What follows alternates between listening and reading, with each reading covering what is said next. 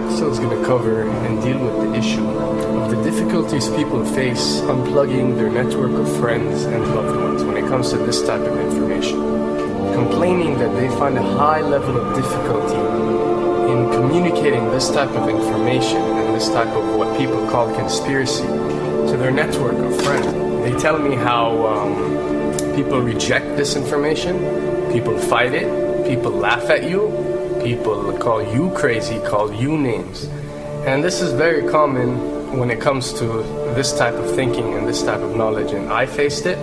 I assure you that everyone else who delved into this realm of research has faced it. When I first started looking into this stuff and discovering this stuff and realizing what is wrong with the world, I felt like it was my obligation to tell and convince everyone around me of this new type of information that I have come across. A lesson comes to mind, and this is an ancient Chinese lesson where when teachers wanted to teach knowledge, they used to tell their students that when someone is thirsty, you give them half a cup of water.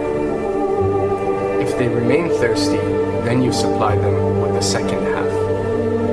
This means that first, when someone needs to acquire knowledge, he first has to be thirsty for it. And only after his thirst has been communicated to you, you supply them with half a cup of water. You don't shower them with a full gallon of water, because this is only going to push them away. You give them half a cup. If they ask for the second half, you supply it to them. If they don't, it's not your responsibility. They will sooner or later in their lives. The best way for people to see and change their way of thinking is for them to experience the change, is for them to see and research this knowledge rather than someone telling it to them. So if you do care about someone, or if you do want to share this information, you got to be very subtle. You got to do it in a smart way, and you got to bring the person in. Ask them questions instead of supplying the answers. You're sitting watching the news with your friend, and he's talking about certain situations being broadcast on the news. Ask him, why do you think this is this way? Why do you think these stories are covered?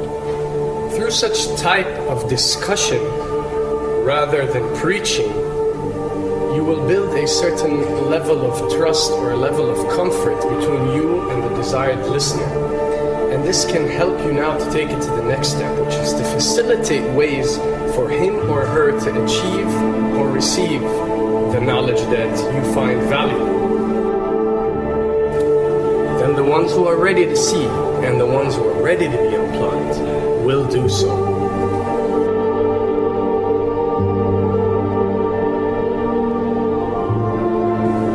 Why does this happen? Why would people reject such knowledge? Why would people fight such knowledge? Why would people attack you? Well, it happens most definitely for one of the following reasons.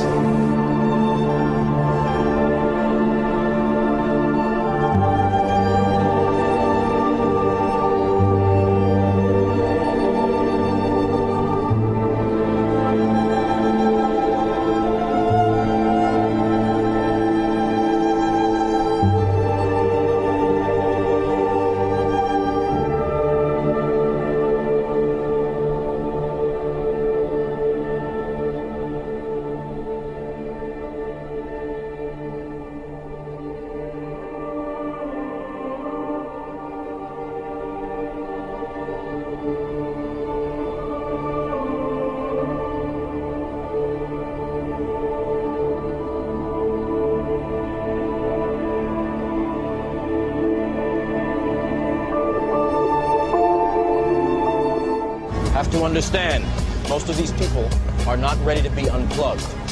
And many of them are so inert, so hopelessly dependent on the system, that they will fight to protect it.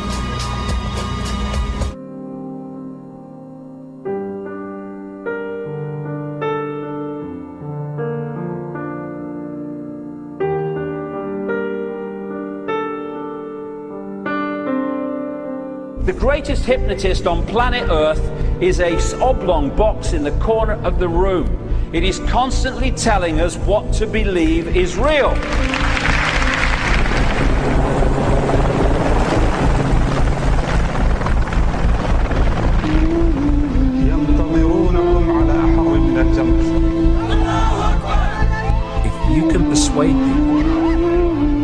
that what they see with their eyes is what there is to see, you're gone.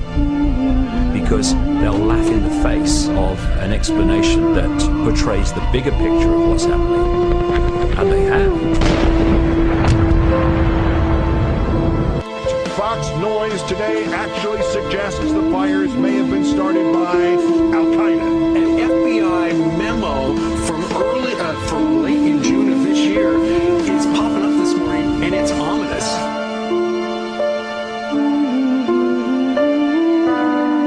Those who oppose this vital tool in the war on terror need to answer a simple question.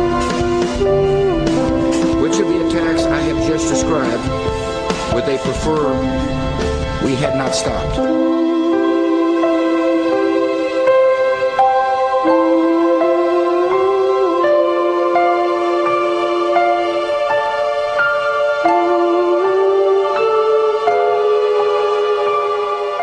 You people and 62 million other Americans are listening to me right now because less than 3% of you people read books. Because less than 15% of you read newspapers. Because the only truth you know is what you get over this tube. Right now, there is an entire generation that never knew anything that didn't come out of this tube. This tube is the gospel, the ultimate revelation. This tube can make or break presidents, popes, prime ministers. This tube is the most awesome goddamn force in the whole godless world. And woe is us if it ever falls into the hands of the wrong people. And when the 12th largest company in the world controls the most awesome goddamn propaganda force in the whole godless world, who knows what shit will be peddled for truth on this network. So you listen to me. Listen to me. Television is not the truth. Television is a goddamn amusement park.